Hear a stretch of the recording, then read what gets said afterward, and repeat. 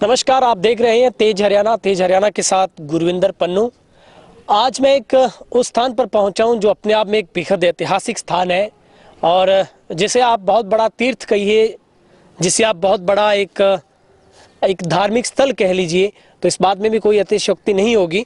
मैं आज प्रदेश की 12 महापंचायतों में शुमार महापंचायत गांव गंगा में हूं और मेरे हाथ में ये पानी जो आप देख पा रहे हैं, ये कोई घाट नहीं है, कोई ऐसा तालाब नहीं है, बल्कि ये गंगा मैया है। आप कहेंगे हरियाणा के गंगा में गंगा मैया कैसे आ सकती है, तो ये भी आप समझ लीजिए आज यहाँ की कहानी।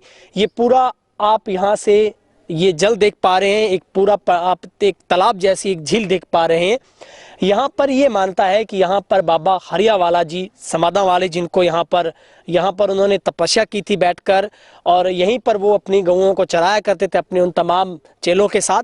लेकिन ऐसा अवधारणा है और ऐसी मान्यता इस गांव में आज भी मानी जाती है कि यही वो गंगा मैया है जहां से गंगा मैया खुद आकर यहाँ पर प्रकट हुई, यहाँ पर अवतरित हुई थी, और यहीं पर उन्हीं के वचनों से, उन्हीं की रहनुमाई से यहाँ पर गंगा मैया में ये तब्दील हो गया। और उसके बाद आज भी हर माह जब मस्या का यहाँ पर एक मेला भरता है, तब यहाँ पर दूर दराज से लोग और इस गांव के लोग आकर यहाँ पर पवित्र स्नान करते हैं, यहाँ पर डुबकी लगाते हैं। और ऐसी धारणा इन लोगों की है कि यहाँ पर उस वक्त गंगा मैया खुद आकर यहाँ पर अवतरित हुई थी। उसके बाद ये मानता अब लोगों में एक परिपक्व होगी। यहाँ पर लोग श्रद्धा के साथ अपनी मन्नतें मांगते हैं, श्रद्धा के साथ, उस विश्वास के साथ यहाँ पर आते हैं। और यही वो गांव है गंगा, जिसको एक सौंदर्यकरण दिया गया सरकार के द्वारा, यहाँ की पंचायत के द्वारा। यहाँ पर आप बहुत सुंदर सुंदर सीढ़ियाँ देख पा रहे हैं। पूरी इसकी 4 दीवारी का निर्माण भी करवाया गया है, ताकि यहाँ पर इस इतिहास को, इस धरोहर को, इस संस्कृति को लंबे समय के लिए रखा जाए, संजो कर रखा जाए, यहाँ पर लोग उसको याद कर सकें। चारों तरफ इसके हरे भरे पेड़ भी देख पा रहे हैं आप, और बहुत ही पुराना इतिहास गांव गंगा का है। जब भी गंगा का जिक्र आता है तो जाहिर सी बात है गंगा मैया का नाम आएगा, क्योंकि गांव का नाम ही इसी नाम से रखा गया था। जब यहाँ पर गंगा मैया प्रकट हुई, बाबा हरियावाला जी के वचन, उन्होंने ये यहाँ पर एक स्क्रिप्ट यहाँ पर बताई जाती है यहाँ के लोगों के द्वारा कि उनके 101 चेले थे और वो गौएं चराया करते थे। लेकिन जब बाबा जी की उम्र बढ़ी, वो बुजुर्ग अवस्था में गए, तो उनका गंगा में जाकर स्नान करना हर साल के लिए नामुमकिन हो गया था, उनके लिए मुश्किलें थी। लेकिन वो नहीं जा पाए वहाँ पर। उन्होंने अपने चेलों को भेज दिया, लेकिन साथ में उन्होंने अपनी जो उनकी डगोरी थी, जो उनका मंडल था, वो साथ में भेज दिया। लेकिन ऐसा कहा जाता है कि वो वहाँ पर गंगा मैया के अंदर डूब गया, जिसके बाद वहाँ से निराश चेले यहीं पर वापस पहुँचे और पूरी घटना उन्होंने आकर बाबा को बताई थी कि वो वहाँ पर डूब गया है।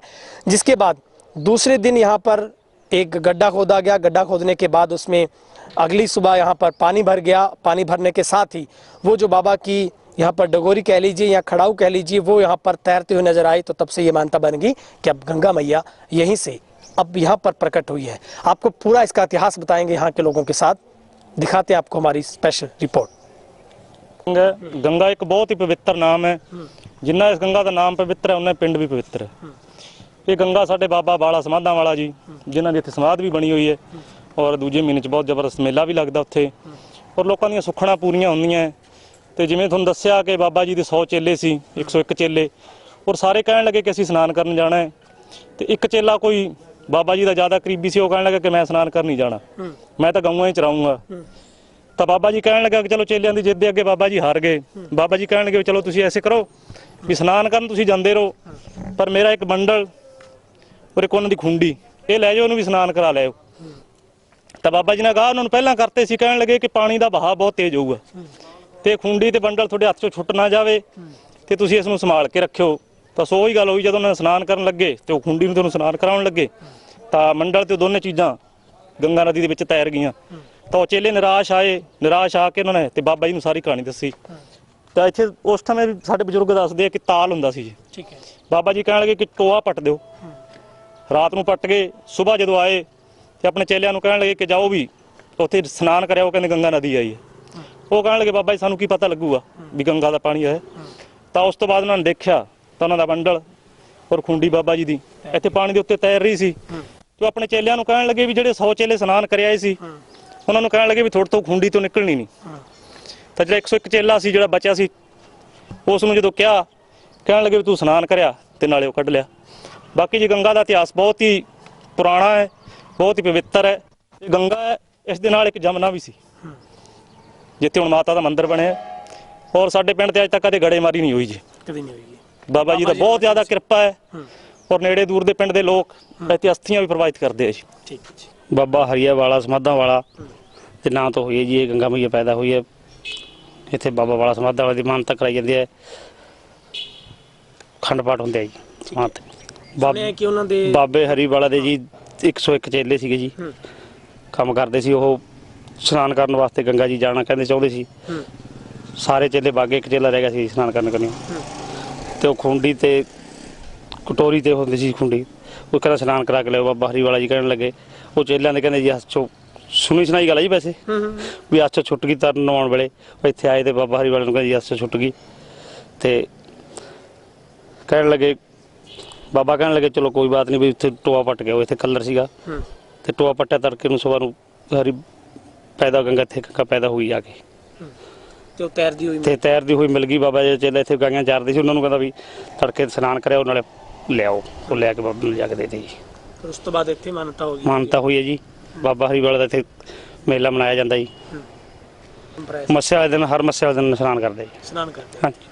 मानता प्राप्त होंगी रही है उमें हम भी इसके पीछे ला के करने लगे। सारी जो कोई मन की इच्छा है पूरी हो जाती है। पूरी हो जाती स्नान किया सी, स्नान किया थी पहले वो वहाँ जाते सी हरिद्वार में जाते सी। वो ज़्यादा बूढ़ा हो गया, माता कहने लगी गंगा जमुना भी यहाँ से ना आया करो, मैं वहाँ से ही हमारे को आ जाऊँगी, वहाँ से ना ले करो। ਬਾਬਾ ਬਾਲੇ ਨੇ ਪਿੰਡ ਬੰਨਿਆ ਹੈ ਇੱਥੇ, ਬਾੜ ਕਰੀ ਸੀ ਮੁਸਲਮਾਨਾਂ ਦੇ ਟਾਈਮ 'ਚ। ਉਹ ਬਾਹਰ ਚਲੇ ਗਏ ਸ਼ੈਲ ਕਰਨ। ਉਹਨਾਂ ਨੇ ਖੂਹ ਹੈ ਇੱਥੇ 4-5 ਤੇ ਮਲਿਆਂ ਦੀ ਬਾੜ ਕਰੀ ਸੀ, ਬੇਰੀਆਂ ਦੀ। ਉਹਨਾਂ ਨੇ ਪੱਟ ਕੇ ਵੀ ਇਹ ਮੇਰ ਕਰਦਾ ਪਿੰਡ ਤੇ, ਉਹਨਾਂ ਨੇ ਪੱਟ ਕੇ ਖੂਹ 'ਚ ਸਿੱਟਤੇ। ਜਦੋਂ ਆਏ 6 ਮਹੀਨਿਆਂ ਤੋਂ ਲੋਕ ਕਹਿਣ ਲੱਗੇ ਵੀ ਬਾਬਾ ਤੇਰੇ ਉਹ ਬਾੜ ਤਾਂ ਪੱਟਤੀ ਤੇ ਖੂਹ 'ਚ ਸਿੱਟਤੀ।